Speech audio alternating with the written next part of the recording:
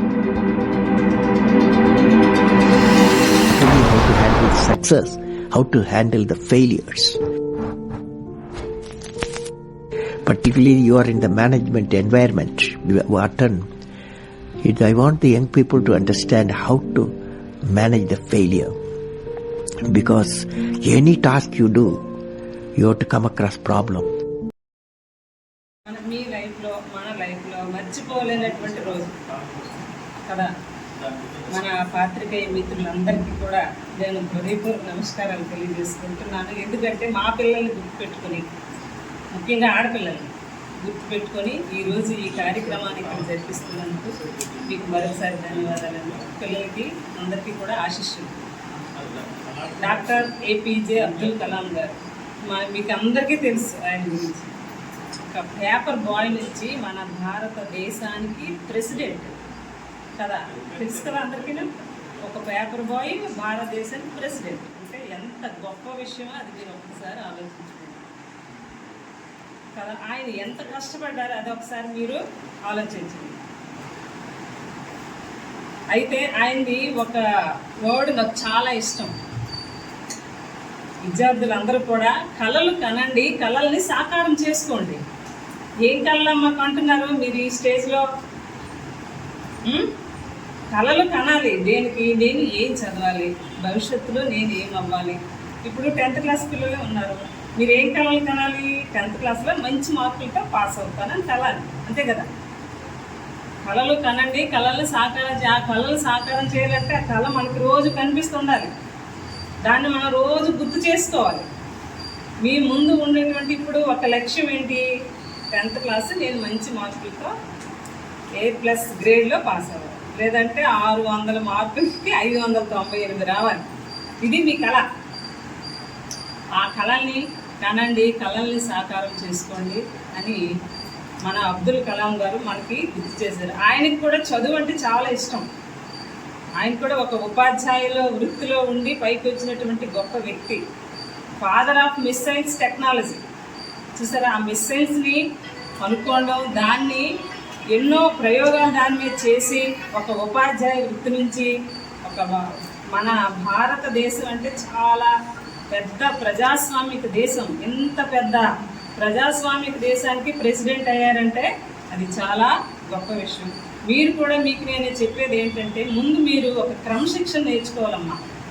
ఆడపిల్లలుగా చెప్తున్నాను, ఒక క్రమశిక్షణతో మీరు ఉండాలి. మీరు కొన్ని మంచి అలవాట్లు నేర్చుకోవాలి. ఉదయాన్నే మీరు ఎన్ని గంటలకు లేస్తారు? ఇప్పుడు ఆటోగ్రాఫ్ అంటే ఒక ఫేమస్ పర్సనాలిటీస్ సమాజంలో ఎవరైతే తను పనిచేస్తున్న రంగంలో బాగా గుర్తింపు పొందారో అలాంటి ప్రముఖ వ్యక్తులు ఇచ్చేటటువంటి దాన్ని సంతకం చేస్తాం. ఫర్ ఎగ్జాంపుల్ ఒక సైంటిస్టు, లేదా ఒక చీఫ్ మినిస్టరు, లేదా ఒక మినిస్టరు, లేకపోతే ఒక ఫేమస్ క్రికెటరు, లేదా ఒక సినీ ఆర్టిస్టు వాళ్ళు వచ్చారనుకోండి, మీరు ఏం చేస్తారు? సార్ సంతకం చేయండి అంటారు. అంటే మీ దగ్గర ఏదో అప్పుడు కాగితం ఉంటే కాగితం, నోట్బుక్ ఉంటే నోట్బుక్, డైరీ ఉంటే డైరీ, వాళ్ళ సంతకాలు తీసుకోవడం కోసం మనం ఎగబడతాం. అవునా? మీరు ఎప్పుడప్పుడు సినిమాలో దాంట్లో చూస్తారు కదా, ఎవరైనా సినిమా హీరో వెళ్తే వెంటనే అక్కడ ఉండే వాళ్ళందరూ కూడా సంతకం తీసుకుంటారు. సో అలాగే ఎవరైతే ప్రముఖ వ్యక్తులు ఉన్నారో ఆ ప్రముఖ వ్యక్తుల తాలూకా, ఎందుకంటే వాళ్ళ వస్తువులు ఆశించలేము మనం. సంతకం అంటే వాళ్ళకి ఇబ్బంది ఉండదు, బట్ వాళ్ళ గుర్తుగా మనకు లైఫ్ లాంగ్ ఉండిపోతుంది అన్నమాట. సో మరి ఎవరు ఈ ఆటోగ్రాఫ్ల కోసం మనం ఎగబడతాం? ఫర్ ఎగ్జాంపుల్ ఇక్కడ చాలామంది పిల్లలు మా దగ్గర చదువుతున్నారు. మా ఆటోగ్రాఫ్కి మీరు వచ్చారేంటి? ఎందుకంటే మేము కేవలం ఉద్యోగాలు చేస్తున్నాం, కానీ ఆటోగ్రాఫ్ స్థాయికి మేము ఎదగలేదు. అంటే గొప్ప వాళ్ళన్నమాట. సో అలాగా మీరు అందరం కూడా కేవలం ఉద్యోగులుగానా, లేకపోతే విద్యార్థులుగానో, లేకపోతే మరో దాంట్లో కాకుండా సమాజంకి ఉపయోగపడి సమాజం చేత బాగా గుర్తింపబడే స్థాయికి ఎదగాలని ఆయన ఆశించారన్నమాట. చూసారా, 2 పదాల్లో ఎంత గొప్ప సందేశాన్ని ఇచ్చారు ఆయన. సో అంతటి మహాత్ముడి తాలూకా 18 రోజుల ఈ కార్యక్రమ నిర్వహణ అనేది చాలా చాలా మంచి విషయం.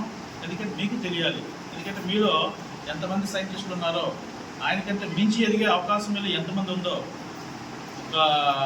మన దేశానికి ఉపయోగ ప్రతి రంగంలో కూడా ఏది చిన్న రంగం కాదు. మీరు ఏ రంగాన్ని ఎంచుకుంటే ఆ రంగంలో మీరు ఉన్నత శిఖరాలకు ఉండేటట్టుగా మీ కెరీర్ని ప్లాన్ చేసుకోవాలి. అది వ్యవసాయం అవ్వచ్చు, వ్యాపారం అవ్వచ్చు, ఒక రీసెర్చ్ రంగంలో అవ్వచ్చు, లేదా విద్యా రంగంలో అవ్వచ్చు, మీకు నచ్చిన రంగంలో మీరే టాప్ ఉన్నట్టు మీకు ప్రయత్నించాలన్నమాట. మహాత్మా తలకు ఆశ కూడా అదే, మన దేశం ముందుండాలి. ఎందుకంటే అన్ని దేశాలకు వెళ్ళినటువంటి సంపద మన దేశానికి ఉంది, ముఖ్యంగా విద్యా సంపద. ఈరోజు నెంబర్ 1 పాపులేషన్లో మనమే నెంబర్ 1. కాబట్టి అన్నింటిలో కూడా మనమే నెంబర్ 1 ఉండాలి కదా. ఉండాలంటే మనం అనుకుంటేనే అవుతుంది. ముఖ్యంగా మేము అనుకోవడం కాదు, మీరు అనుకోవాలి. మీరు అనుకోవాలనే మిమ్మల్ని ప్రోత్సహిస్తూ ఇక్కడ మన ఈ సభ్యులందరూ కూడా మీకు ఈ రకమైనటువంటి ప్రోత్సాహం ఇస్తున్నారు అన్నమాట. కాబట్టి వాళ్ళ నమ్మకాన్ని మీరు వంశేయకుండా ఈరోజు హాస్టల్లో మీరు ఉన్నారు, ఇదంతా కూడా పబ్లిక్ అంటే ప్రజలే మనల్ని చదివిస్తున్నారు. అది ఒక ఆస్పెక్ట్. రెండవది, ఇక్కడ ఇంతమంది సోదరులు మీకోసం ప్రోత్సాహంగా ఇవి మీకు పనికొచ్చే వస్తువులు తీసుకొచ్చారు. కాబట్టి ఇద్దరి నమ్మకాన్ని మీరు వంశేయకుండా బాగా చదువుకోవాలి. మీరు ఇప్పుడు మీ తాలూకా ప్రధానమైన డ్యూటీ ఏంటంటే చదువుకోవడం. మీరు 6th అయితే 6th క్లాసు, 10th అయితే 10th, మీరు ఏ క్లాస్లో ఉంటే ఆ క్లాస్లో మీరు టాపర్గా ఉండేటట్టు చదువుకోవాలి. అలాగే ఆ సంస్థ గర్వపడే విధంగా మీరు అన్ని పనులు చేయాలి. ఆ రకంగా ఎదగాలని చెప్పి ఆశిస్తూ ఈ అవకాశం ఇచ్చిన వేదిక ధన్యవాదాలు తెలియజేసుకుంటున్నాను. Thank you.